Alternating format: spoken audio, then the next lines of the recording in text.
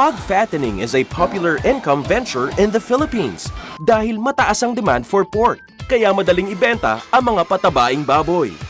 Mayroong 3 levels of farming based on the number of sows. Ito ay ang backyard, semi-commercial, at commercial scale. Ang backyard raisers sa amin is 50 sow level pababa.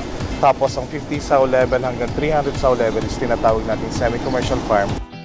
The number of pigs under the backyard level add up to 7.6 million or 64% of the whole hog raising industry. Kadalasan ng mga magsasaka na mayroong espasyo sa likod ng kanilang bahay ang nag-aalaga ng baboy.